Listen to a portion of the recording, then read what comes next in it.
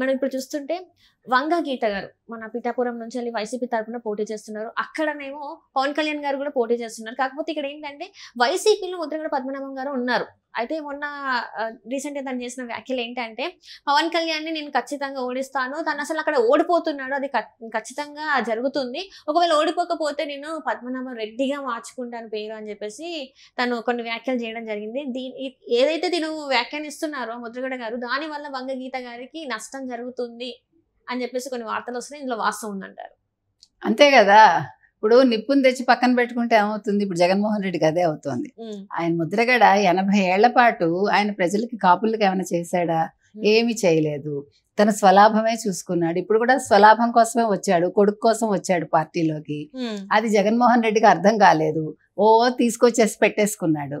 ఏదైనా ఒక పని చేసే ముందు రాజకీయ అనుభవం మనకు ఉండాలి. ఫస్ట్ మనం ఏ పని చేసినా ఆలోచించి దురాలోచన కాదు, దూరాలోచన ఉండాలి మనిషికి.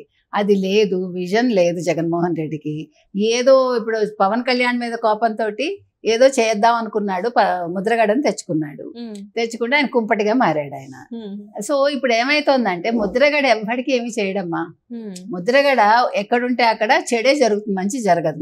మీరు అబ్జర్వ్ చేయండి కాబట్టి ఆయన మొత్తం రాజకీయ కెరీర్ చూసుకోండి మీరు.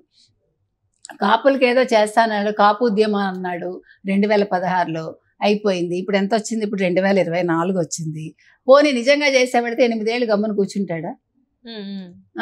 ఆయన అలుగుతాడు చిన్నపిల్లాడిలాగా మధ్యలో, ఏంటంటో మాట్లాడతాడు. ఇంకా తేడా చేస్తుంది, వయసు అవుతుంది కదా, కొంచెం తేడా చేస్తుంది అంతే. ఇప్పుడు ఇక్కడ మన వంగా గీత విషయానికి వస్తే, వంగా గీతకి ఏదో ఈయన ఫేవర్ చేస్తాడు. పిఠాపురంలో ఈయన కిర్లంపూడి కాబట్టి చుట్టుపక్కల ప్రాంతాల వాళ్ళందరినీ పిలిచి మాట్లాడితే ఓట్లు పడిపోతాయని భ్రమలో జగన్మోహన్ రెడ్డి అండుకో ఉన్నారు.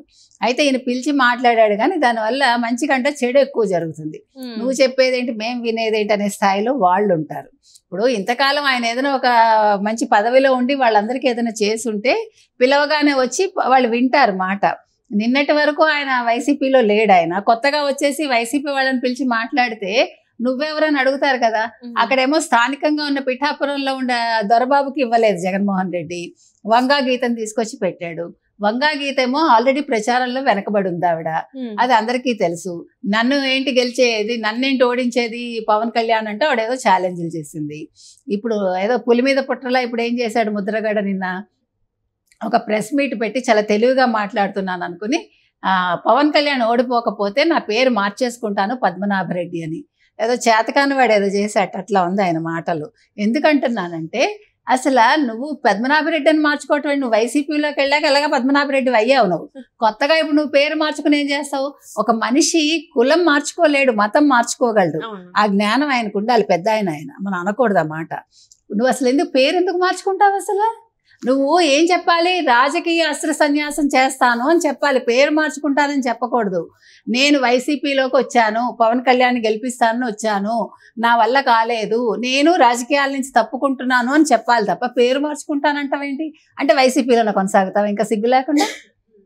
నేననేది మనిషి వ్యాఖ్యలు చేసే ముందు కొంచెం బుర్రబెట్టి ఆలోచించాలి. మనం ఏం మాట్లాడుతున్నాం, మన వయసుకు తగ్గట్టు మాట్లాడుతున్నామా లేదా, ఈ మాట వల్ల ఎదుటి మనిషికి నష్టమా లాభమా అనేది వాళ్ళు ఆలోచించుకోవాలి.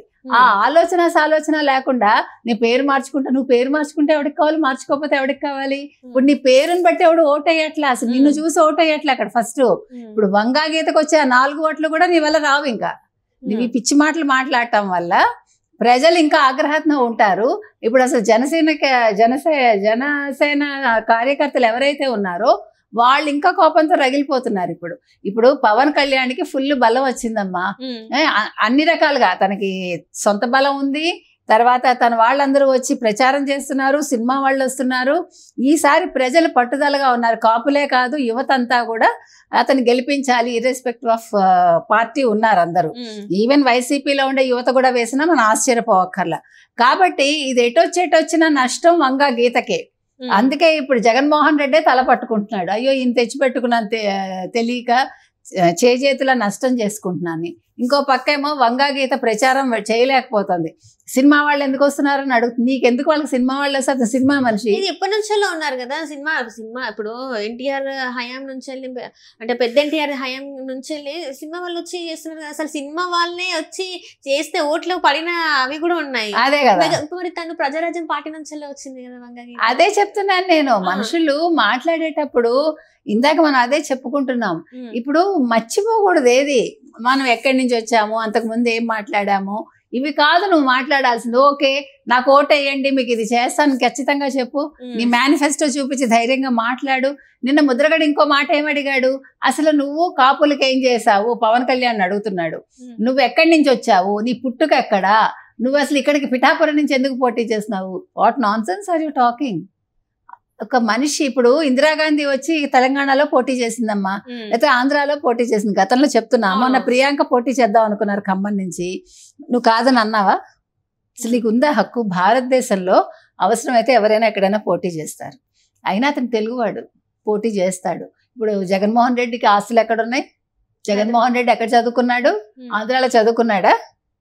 ఆంధ్రాలో 1వ క్లాస్ చదువుకున్నాడా? చెప్పమను. నువ్వు ఆ జగన్మోహన్ రెడ్డితో ఎలా ఉన్నావు? నువ్వు అసలు ఇన్ని ప్రశ్నలు వేసేవాడు. నువ్వు జగన్మోహన్ రెడ్డితో ఉండక అసలు ఫస్ట్ నువ్వు నీకు అక్కడున్నవాడే కావాలి అనుకుంటే నువ్వు నోరు మూసుకుని ఇంట్లో కూర్చో. లేదు, నువ్వు అలా ఉన్న వాళ్ళని చూసుకుని వాళ్ళ దగ్గరికి వెళ్ళి వాళ్ళ పంచన చేరు. అంతేగాని నువ్వు ఎందులో ఇది గొంగట్లో తింటూ వెంట్రుకలు ఏరినట్టుగా నువ్వు ఎక్కడున్నావో మర్చిపోయి నువ్వు మాట్లాడటం ఏంటి, అతన్ని ప్రశ్నించటం ఏంటి? పవన్ కళ్యాణ్ని పవన్ కళ్యాణ్ ఏం చేశాడని అడుగుతున్నావు. పవన్ కళ్యాణ్ ఇంతవరకు ఎమ్మెల్యే కాలేదు, ఎంపీ కాలేదు.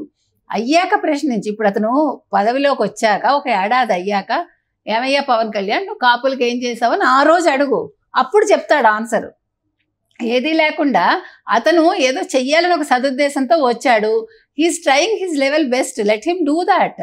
మనందరం ఒక తలోరాయి వేసేయాలి. నువ్వు కాపు, నిజమైన కాపు అయితే అట్లా చేస్తావా? ఇప్పుడు కాపులని నావగించుకుంటున్నారు. నీ కాపు జనాభా ఏదైతే ఉందో, యువత ఎవరైతే ఉన్నారో వాళ్లే నిన్ను తిడుతున్నారు, నువ్వు అసలు కాపుల్లో చెడబుట్టావని. మనం అంటల్లా ఈ మాట, వాళ్ళే అంటున్నారు. అసలు నువ్వు వెళ్ళి రెడ్ల పంచన చేరి రెడ్డి అని పేరు మార్చుకుంటానంటావేంటి? ఆల్రెడీ నువ్వు అక్కడికి వెళ్ళినప్పుడే నీ పేరు మారింది, కొత్తగా నువ్వు మార్చుకోక్కర్లేదు, నువ్వు మాట్లాడాల్సింది అది కాదు అని చెప్తున్నారు.